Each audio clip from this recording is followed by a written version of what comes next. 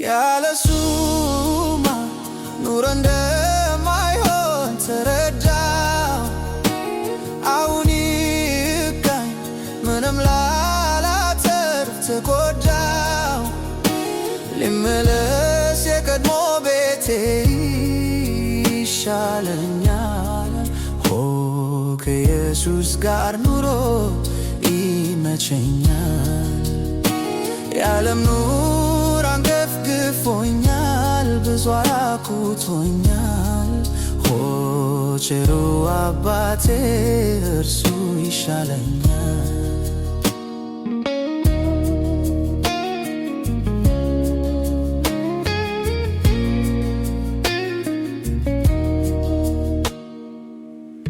መስሎኝ ነበር የተጠቀምኩ ድርሻዬ